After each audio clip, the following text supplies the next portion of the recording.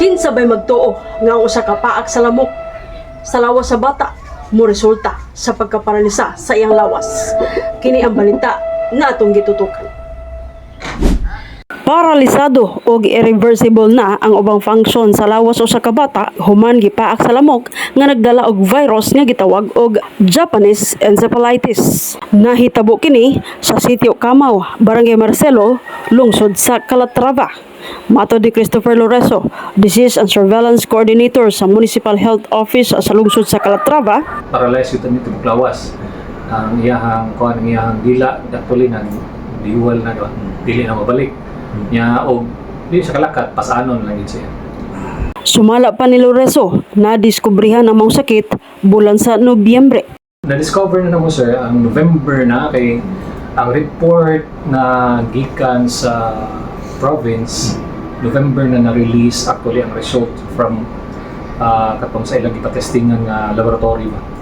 So moro ko to yung pagka-release po sa page o sa results. So mo tong among nahimo follow-up investigation na lang gina siya. Gibutsag ni Loreso nga nagsugod sa paghilanat ang bata September 9. September 9, according sa kaning parents, pag September 9, naghilanat ni bata na siya taas ang hilanat sa normal, bubalik na parang taas na. So pagsunod wala rin nila ko yan, abin lang normal lang ba nga ko ang hilanat na. Pagka following day, September 10, nagsuka na. Pero hilanat yan po.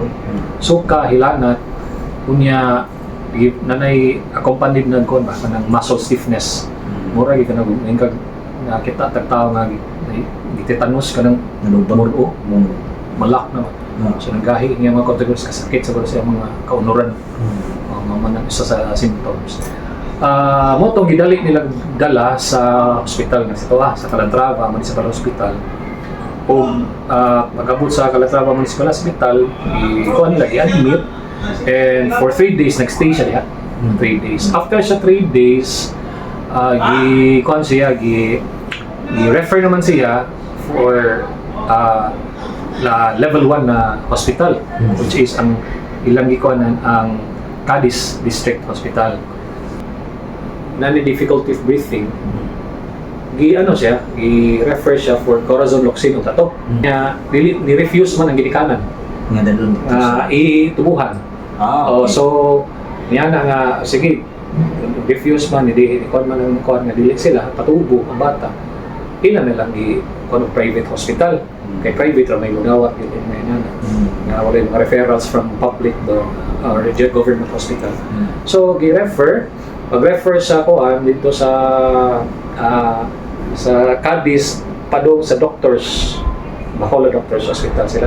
Sa Bacolod Doctors, stay pa yun sila dito sa, kaya wala man sa tubuhi, gibutang sila o ICU for 10 days. ICU for 10 days. Niabot ang mga, pag 16, September 16, gikuan siya, gi-test siya for kaning Japanese encephalitis. So pag-test sa Japanese encephalitis, positive man. So wala ang imong support na lang sir. Ang according to symptoms na lang siya, wala na kayo nahimo sa paralysis na kay infection daot na gina. So gi-discharge sila the following day 17. Gamit niya testing to sir sa kanang iyahang spinal fluid o iyahang dugo. May test. So both nga medium positive. So sa to pa na infection na gid sa brain. Gani dugang butsag ni Loreso nga usa ka kaso niini matawag na nga outbreak. After pagkadawat ng sa report, giadto gid na mo siya kay one case ang Japanese encephalitis outbreak naman siya. Considered outbreak. Okay. So para dili siya mulala pag-ayo kay wala may tambal ana niya sir. Wala antinaw, wala na siya. May treatment ana niya. So ang nasay vaccine, pero ang vaccine na ginahatag if na daghan na gyud na ako ba. Kay perti mahal sa vaccine. So dili na siya isa lang ka patient ang dili na mga vaccine na ang herd. So mo na siya. Pag adto na mo sa lugar, kuno siya. Kanang ugaw ginapita sir. Babuyan. Ano na babuyan sa ilid. Babuyan sa Kapit ilid. sila bitana. Patod pa sa kanang katong mga experts kung kuyog na mga vector nga control nga mga technicians ba katong mga duha ka gulang ito. Ingon sila nga kuan ko na kanang pag low ang immune system, maigo ka na. Diretso gyud ka, igo gyud ka.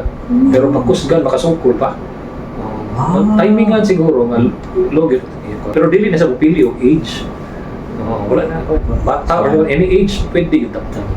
Pero sa dengue ba? Nasuta nga makuha ang mong sakit pinaagi sa hugaw sa baboy, pato ug itik. Mao nga awhag karon sa MHO Calatrava nga manglimpyo sa palibot. Tanan sa Calatrava no kanang kuan labi na katong kinahanglan gyud kayo og mga tahimang no sa sige paglimpyo na to ba. Mao gini ato ang kuan si Mayor, actually si Mayor Era nanay siya executive order pa sa una pa last 2022 pa na siya nga executive order niya. Every Friday nagahimo gyud big 4S no karang clean up drive ana nalipay ko ang uban nga barangays are actually observing.